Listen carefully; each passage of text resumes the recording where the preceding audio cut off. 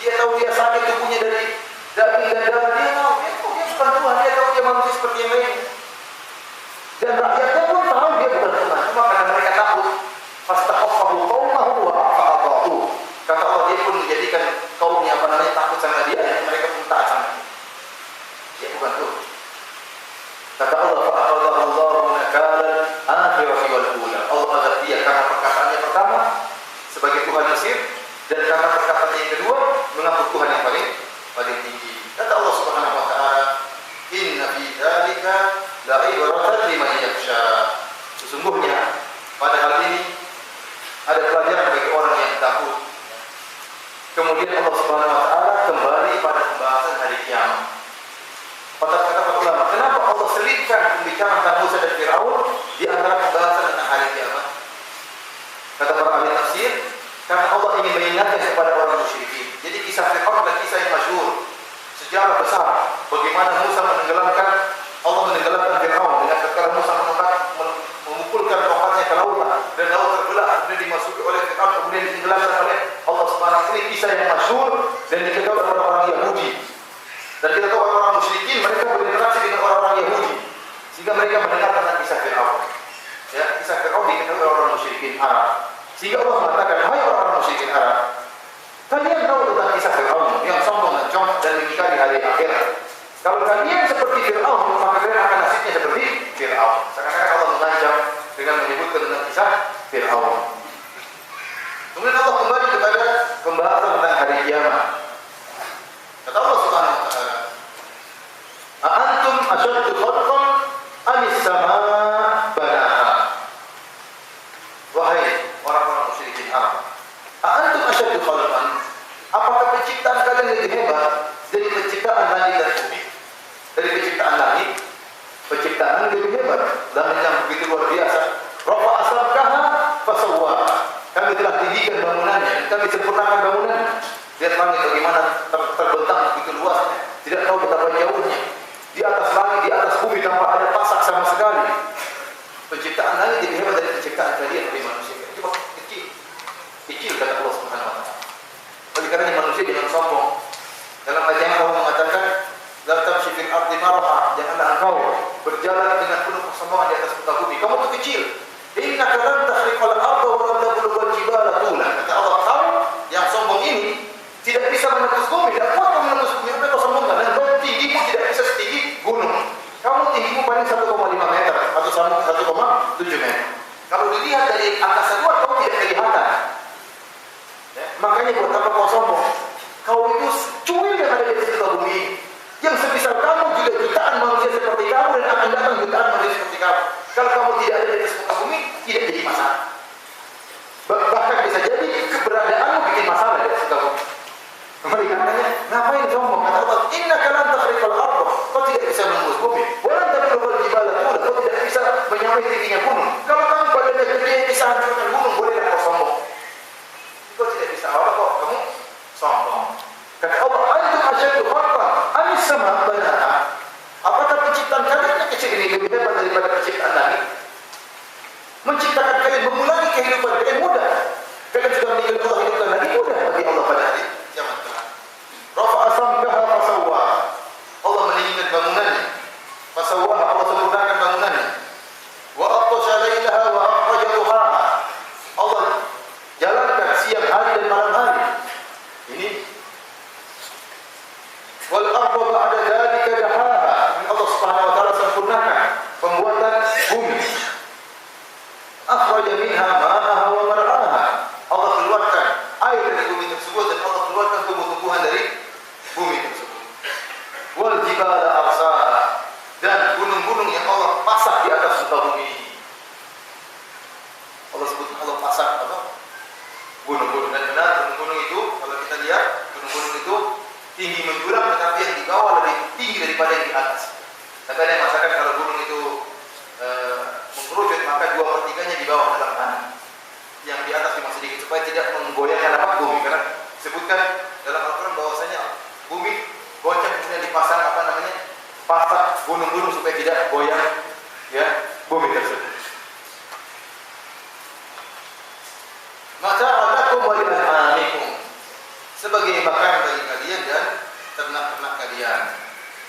Setelah itu Allah Subhanahu wa taala sebutkan tentang bagaimana dahsyatnya hari kiamat. Kata Allah Subhanahu wa taala, "Fa idza ja'atit tammatul kubra." Dan jika datang at-tammah. At-tammah adalah salah satu dari nama hari kiamat. Dan nama hari kiamat namanya ngeri-ngeri. At-tammah. Yang artinya malapetaka yang merata. As-saqah, suara yang memekikkan telinga sehingga membuat orang mati. Ya. Ini nama-nama hari kiamat. Di antaranya at-tammah. Itu malapetaka yang menebar dan tersebar, tidak ada yang selamat dari malapetaka tersebut. Itu hari kiamat. Fa idza ja'atit tammatul kubra, tatkala tiba malapetaka yang besar. Yauma yatadzakkarul insanu ma sa'a. Maka pada hari tersebut setiap manusia akan mengingat seluruh yang dia lakukan. Dan pernah saya sampaikan bahwasanya huruf ma dalam kalimat ma sa'a, ma di situ adalah isim mausul dan orang belajar bahasa Arab akan mengerti akan hal ini. Isim mausul dalam faedah usul fikih memberi faedah keumuman yang artinya pada hari tersebut setiap manusia akan ingat seluruh apa yang pernah dia kerjakan. Bagaimana dia tidak ingat, Allah akan bukakan catatan amalannya. Kata Allah, "Iqra kitabah", bacalah catatan amalmu. Akan banyak saksi yang akan menunjukkan amalan yang pernah dia lakukan. Tidak ada satu maksiat pun dan tidak ada satu kebaikan pun kecuali akan dia ingat. Maksiat apapun yang dilakukan oleh matanya, lirikan haram, pandangan haram, memandang orang wanita yang tidak halal baginya, tatkala dia sedang bersendirian, ya. Mulut-mulut ucapan-ucapan yang kotor, bukan cuma itu, bahkan hati juga Allah akan mungkin hasad, dengki, suudzon, ini semua akan ditampakkan oleh Allah Subhanahu wa taala. Seluruh maksiat yang sekarang kita lupakan, kata Allah Subhanahu wa taala,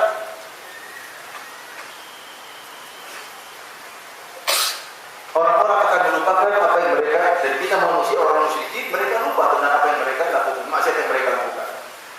Akan tetapi akan Allah ingatkan pada hari kiamat kelak. Kemudian kata Allah Subhanahu wa taala, "Wa burrizatil jahim liman yara." Maka pada hari tersebut akan ditampakkan neraka jahanam. Ini sebagaimana disebut dalam firman-Nya yang lain, kata Allah Subhanahu wa taala, "Wa ji'a yawma idzin bi jahannam. Yawma idzin yatadzakkarul insan wa anna lahu dzikra." Kata Allah, maka didatangkanlah neraka jahanam pada hari tersebut, pada hari kiamat kelak. Yauma idzin yatadzakkarul insan, maka pada hari tersebut manusia semua sadar.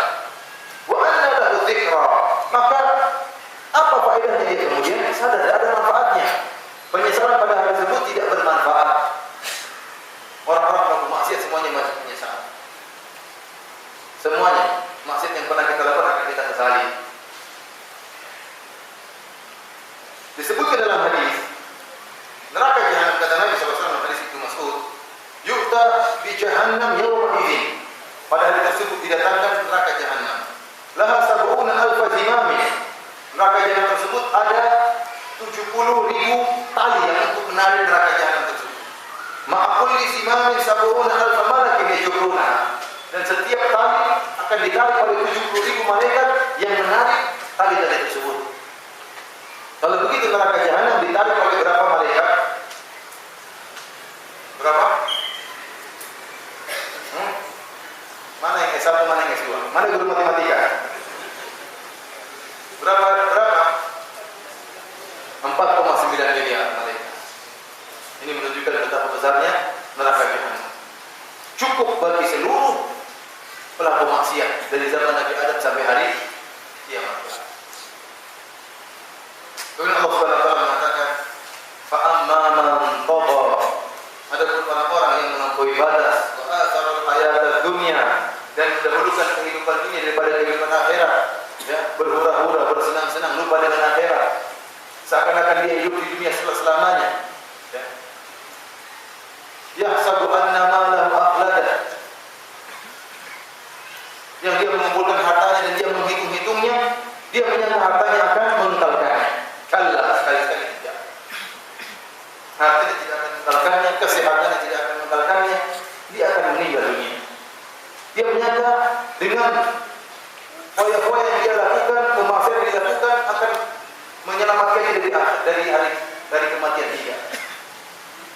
Qul innal mauta alladhi tafirruna minhu fa innahu mulaqikum. Sungguhnya kematian yang kalian lari darinya akan menemui kalian dimanapun kalian berada. Fa innal jahima hiyal ma'wa. Sesungguhnya orang-orang yang mendahulukan kepentingan hidup daripada akhirat, maka tempat kembalinya adalah neraka jahanam. Kemudian Allah menyebutkan tentang orang-orang yang berbahagia. Kata Allah Subhanahu wa taala, "Wa amman khafa maqama rabbi wa nahan nafsa 'anil hawa." Adapun orang yang takut dengan kedudukan keagungan Rabb-nya, wa nahan nafsa 'anil hawa, dan dia mencegah jiwanya untuk mengikuti syahwatnya, mengikuti nafsunya. Kita dunia hidup bukan untuk melampiaskan hawa nafsu. Alhamdulillah, Allah juga tidak menjadikan kita seperti malaikat. Kita manusia punya hawa nafsu, punya keinginan, dan Allah berikan sarana-sarana yang halal. Allah berikan sarana. Allah yang punya syahwat wanita silakan menikah.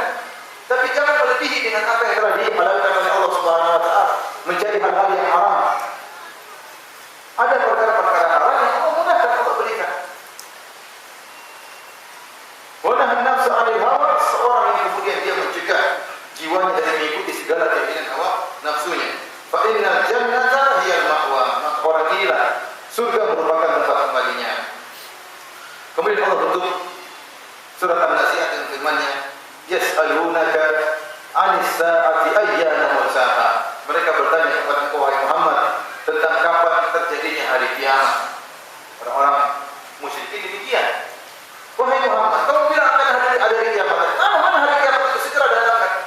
Orang-orang musyrikin seperti itu. Allah mengatakan, "Bima anta min dzikraha." Engkau tidak mengetahui. Ila rabbika muntaha. Ilmu tentang hari kiamat kembali kepada Allah Subhanahu wa taala. Tidak ada yang malaikat Jibril pun tidak tahu. Oleh karena dalam hadis, tatkala datang malaikat Jibril mendatangi Nabi kemudian mengatakan, "Akhbirni 'anis sa'ah." Wahai Muhammad, kabarkanlah kepadaku kapan tiba hari kiamat. Maka apa jawaban Nabi SAW? "Man mas'ulu anha bi'a'lama minas sa'il." Yang ditanya tidak lebih tahu daripada yang bertanya. Ini sama-sama tidak tahu tentang hari kiamat. Memang benar Nabi mengabarkan hari kiamat terjadi pada hari Jumat. Tapi kita tidak tahu Jumat yang mana, dari tahun yang mana, dari bulan yang mana, dari minggu yang mana, tidak tahu dari pekan yang mana akan terjadi hari kiamat tersebut. Tapi yang jelas hari kiamat terjadi pada hari Jumat. Akan tetapi kapan tidak ada yang mengetahui. Karena kata Allah Subhanahu wa taala, "Inna ma anta mundhiru may yakhshaha." Ya. Sungguhnya engkau hanyalah memberi peringatan kepada orang yang takut dengan hari kiamat tersebut. Ka'annahum yawma yarawnaha lam yalbadhu illa 'ashiyatan aw duhaha. Akan tapi jika telah tiba hari kiamat kelak, mereka orang-orang musyrikin akan merasa seakan-akan mereka hanya hidup sebentar di bumi. Hanya pagi hari atau siang hari, kok tiba-tiba datang hari kiamat. Ini isyarat bahwa setelah hari kiamat akan datang hari abadi. Hari abadi, kehidupan yang abadi. Ini menunjukkan bahwasanya kematian ikhwanillah bukanlah peristirahatan terakhir. Justru kematian bukanlah peristirahatan terakhir, tapi kematian merupakan awal dari kehidupan yang abadi. Dan kematian tersebut akan senantiasa mengintai kita, akan datang tiba-tiba tanpa kita sadari. Seandainya kematian itu ada tanda-tandanya, ini mudah bagi kita. Akan tapi seringnya kematian datang dengan tiba-tiba. Oleh karenanya penyair berkata, "Tazawwad minat taqwa fa innaka la tadri idza janna al-lailu hal ta'ish ila al-fajri." Hendaknya engkau berpegang dengan ketakwaan. Sungguhnya kau tidak tahu jika telah tiba malam hari, apakah kau masih bisa hidup sampai pagi hari. Wa kam min sahihin mata min ghairi illatin. Betapa banyak orang yang sehat tiba-tiba meninggal dunia tanpa didahului oleh rasa sakit. Dan juga dia mengatakan, "Wa kam min fatan asbaha wa amsa dhahika wa qad udkhilat ajsaduhum zulmatal qabri." Betapa banyak pemuda yang di pagi hari tertawa, di sore hari dia gembira, tiba-tiba jasad mereka sudah dimasukkan dalam liang lahat. Wa kam min arusin zayyanuha li zawjiha wa qad nusijat akfanuha wa hiya la tadri. Betapa banyak mempelai wanita yang dirias untuk diserahkan kepada mempelai lelaki, ternyata kain kafannya sedang dijahit dan dia tidak sadar. Jika dipanggil dan jawabku, demikian apa yang saya sampaikan tentang tafsir surat An-Nazi'at yang mengingatkan kita tentang hari kiamat, dan kita semua akan menemukan hari tersebut.